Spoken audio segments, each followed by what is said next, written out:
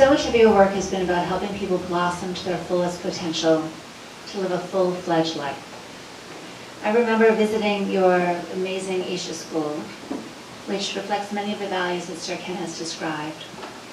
And I wonder if you can tell us, in your view, what makes for a perfect school? And how does Isha or any of your schools address the natural longing in a human being to know? I'm glad there is no perfect school anywhere, because this aspiration for perfection is very death-oriented. It's something that most people have missed.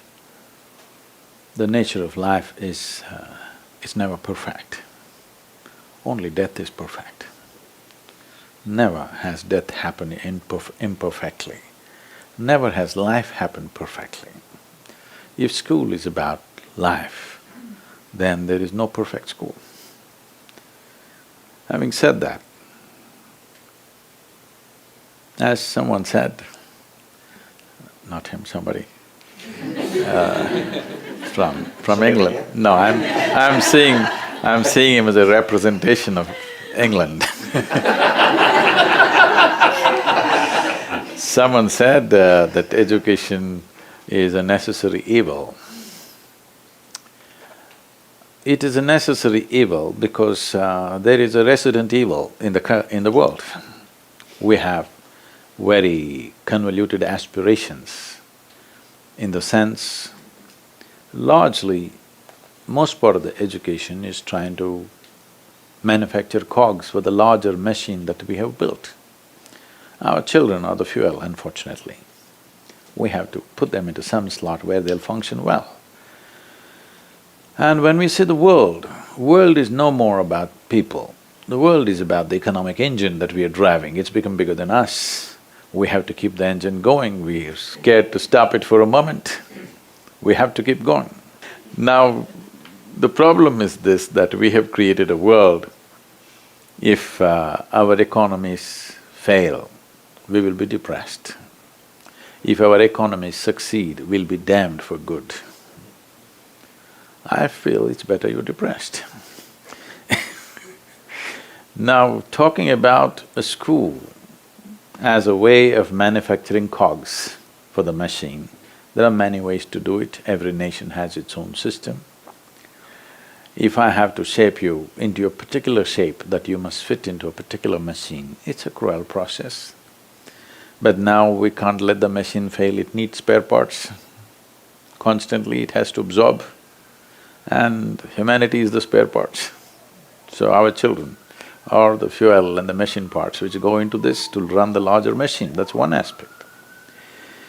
So this is why I have addressed education in three different dimensions, which people around me are still trying to grasp why these three different things. There is one form of education which is called Isha Vidya, I think they might have showed something about that. This is for the rural masses in India, where the problem is they are in an economic and social pit which they cannot get out by themselves. The only ladder for them is education, employment-generating education. But there are reasonably well-to-do people where they might have gone through that in the previous generation, but this generation need not think about how to earn my living. They have to look at how to expand who they are. So we have Isha Homeschool, which caters to that, because this kind of education costs money. So only people who can afford it can do that. Costs money means not like how it costs here. By Indian standards, it costs money. And there's another form of education where people are not interested in serving this machine or that machine, they want individuals to blossom. So we have Isha Samskriti, where there is no academic education of any kind. They only learn music, dance, art, Sanskrit language, Kalari, which is the mother of all martial arts, and classical dance, classical music, yoga, English language as a passport to the world. So these children are a treat to watch. This is how children should have been. Just to give you a glimpse of what it is, at the age of 15, for 3 years they go into monastic life. Compulsorily they must go on, compulsorily they must come out at 18. They cannot continue. They'll take a monastic life for 3 years, but after 3 years they cannot continue, they have to discontinue that and get back to normal life. This is for discipline and focus. So I was to initiate these 15-year-olds and these 60 days they are going through from morning 3:30 to 9 in the evening. They are going through almost 8 hours of meditation, varieties of sadhana, completely silent for 60 days. 15-year-old kids, totally silent. So I want to… just another 5 days left for the initiation, I want to see how they are, and I go there at 3:30 in the morning to see them. All these kids are just sitting like this, unmoving. I just looked at them and they were literally glowing. I sat there and wept because I have never seen children like this in my life. Definitely I was not like this when I was 15. I was nowhere near what they are today. But you can't make the entire world like that. This is an ideal to work towards. The idea of this kind of schooling is just to develop human body and human brain without any intention. Without any intention as to what they should become. They can become whatever they want. Only thing is, human body and human mind should grow to its fullest capability, and attention is the main thing. An indiscriminate and unprejudiced attention is what we're trying to evolve in the children, that they learn to pay attention to everything the same way, that you don't divide the world as something as good and something as bad, something high, something low, something divine, something devil, something filthy, something sacred. No, you learn to pay the same attention to everything. This is the fundamental of this form of education.